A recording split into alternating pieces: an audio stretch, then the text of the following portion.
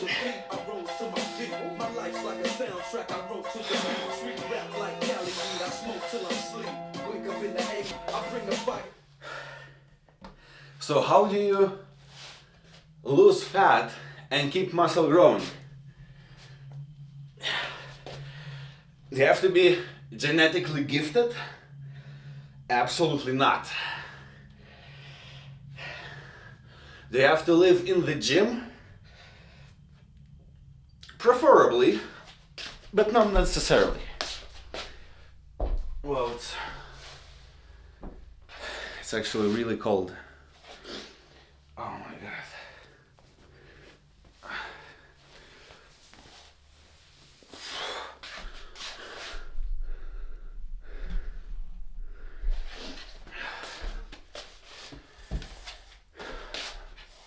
Great. So, what I want to talk about is training when on a caloric deficit. The key here is to do lower volume training, but keep the intensity high. Ideally, you always keep the intensity high.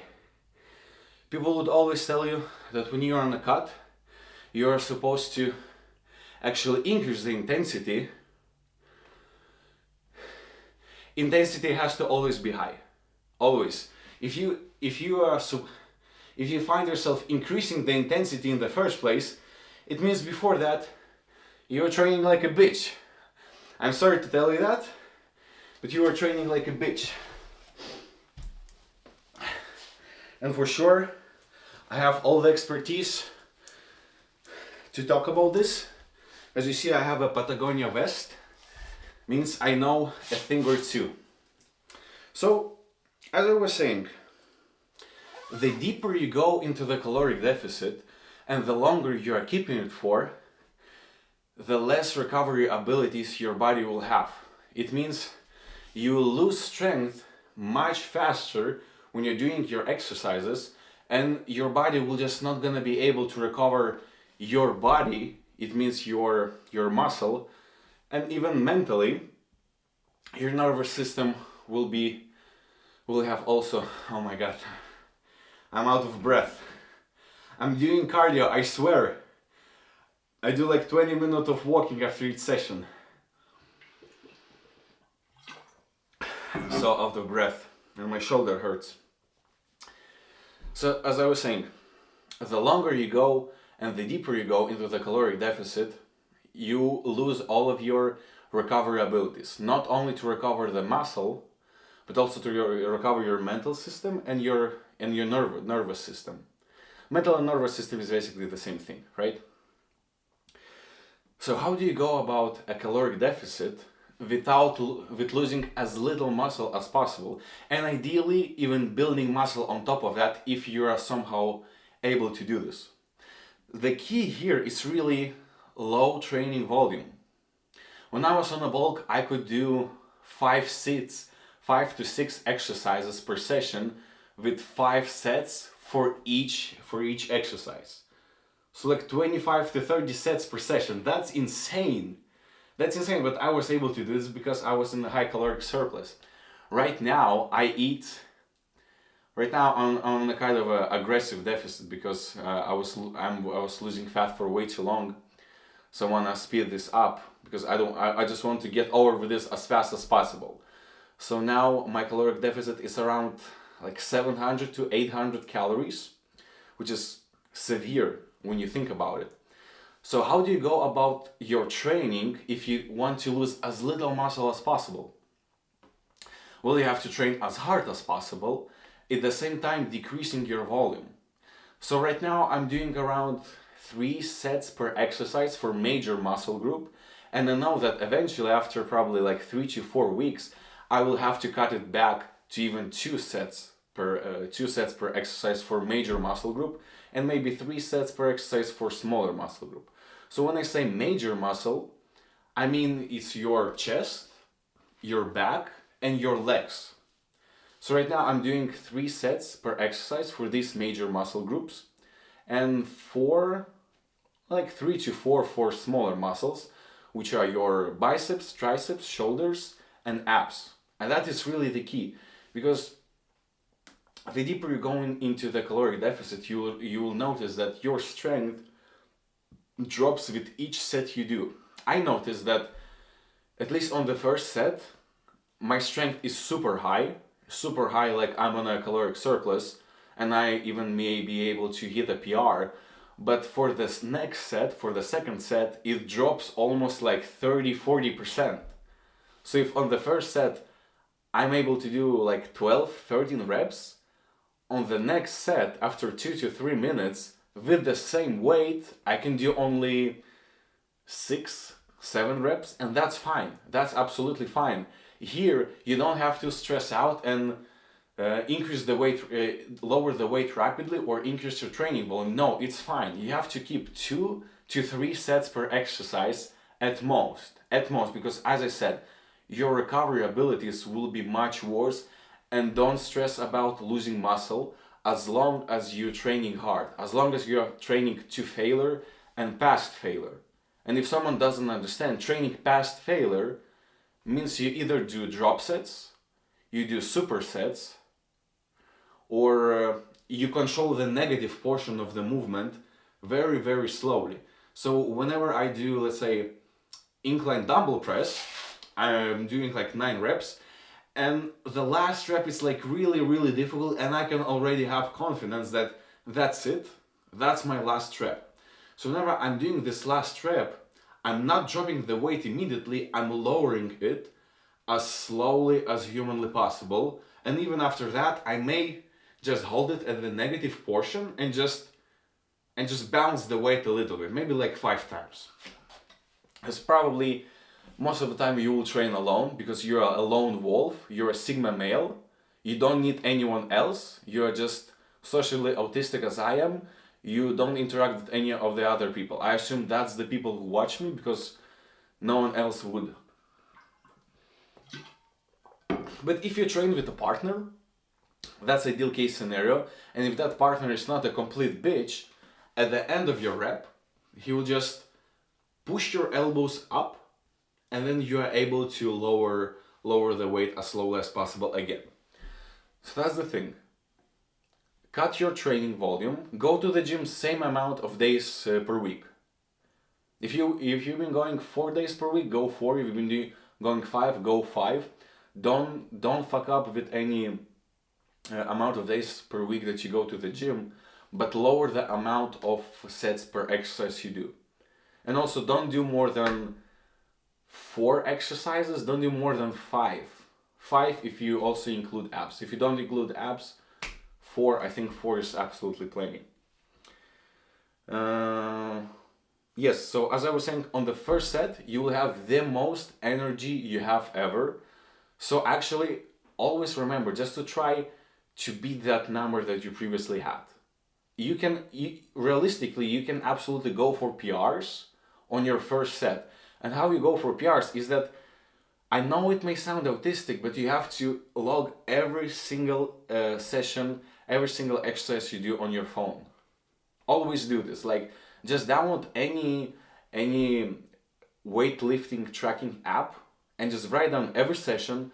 What weight have you used? How many sets have you done? How many reps have you done? I know I heard this like 100 times already, and then I have to track it. But I don't want to look like a nerd who has just done his exercise, pulls out his phone and is typing something. I thought that looks lame as fuck. I thought if someone will see me doing this, I would get no bitches. Eventually I get no bitches anyways, but at least I'm jacked.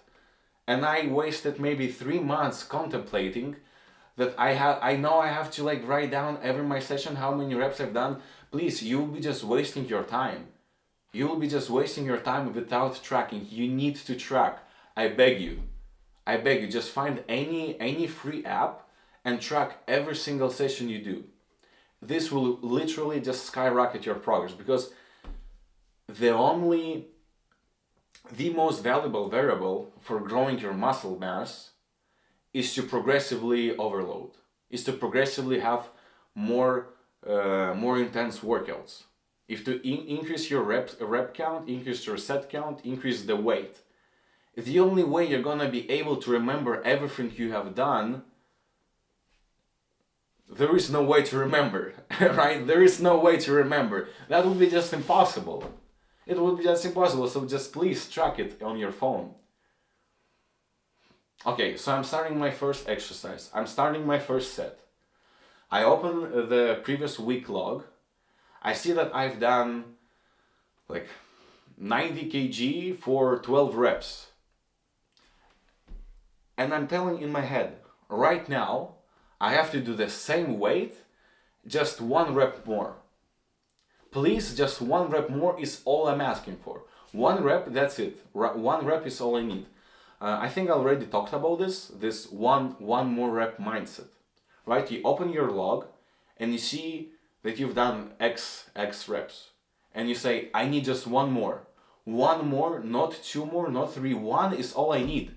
And reality is 1 is really all you need. 1 rep more with the same weight. That's really all you need.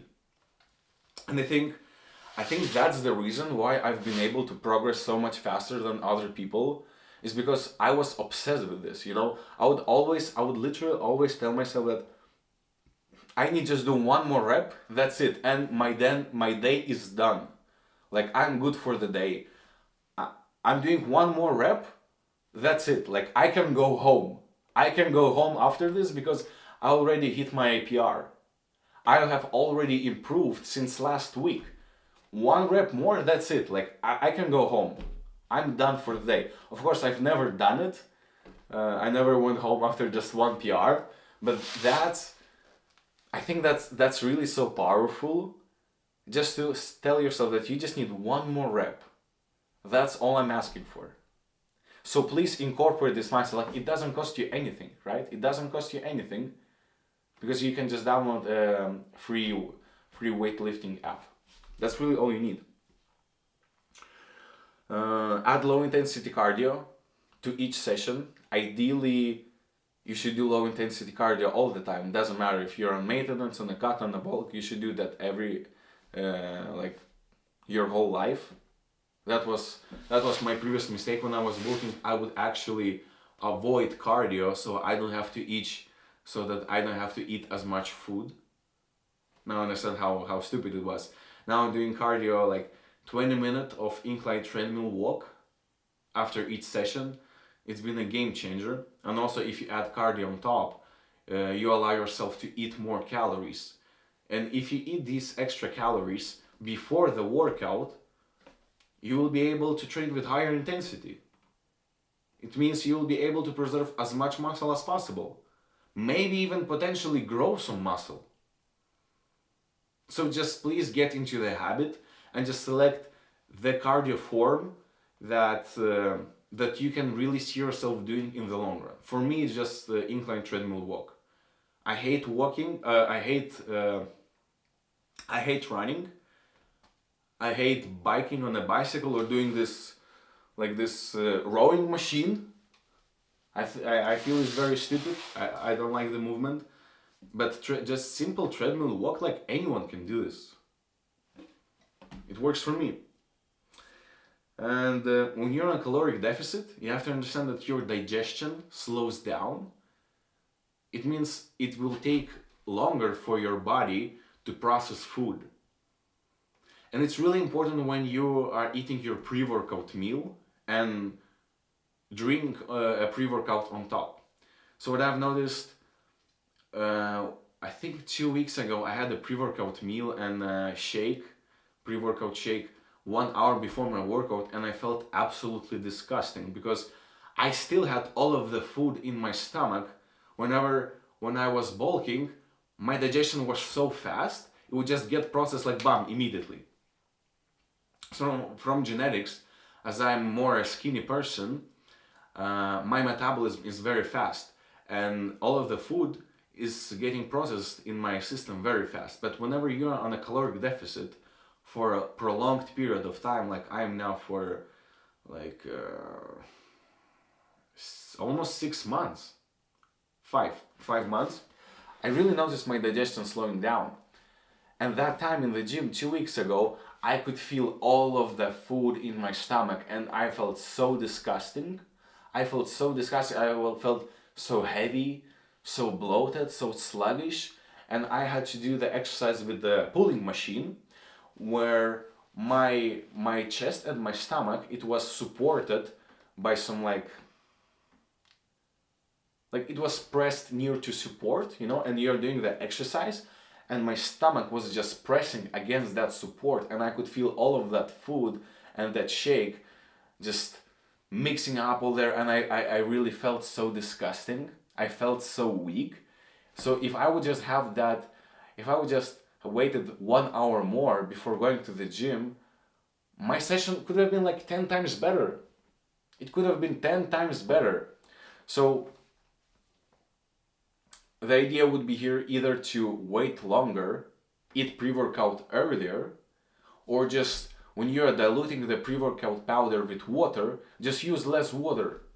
Even such a simple thing, just use less water for the pre-workout. It worked for me. I would still, of course, recommend always have a couple of dates before the workout. I still have them in my glove compartment. I will do that for the rest of my life. I still eat 6 dates, 10-20 minutes before I'm actually in the gym, because dates, like they're quite small, right? They're quite small, and 6 dates is maybe, well, it's not a lot. It's like probably third of my fist. So it doesn't take that much volume in your stomach, and they could get digested quite easily, quite fast. And as they don't take much space in your stomach, you're not gonna feel that uncomfortable feeling, because that's no bueno. That's no bueno. I hope that helps you, because it really helped me to not lose my mind while being on a caloric deficit, and actually still progress further in my gym lifts with just such a simple thing as lowering my volume. And of course, I was afraid that my muscle, that I would lose some muscle. Maybe that happened, I don't know, but I feel the best I've ever felt physically. I look the best I've ever looked. I think that's a win-win.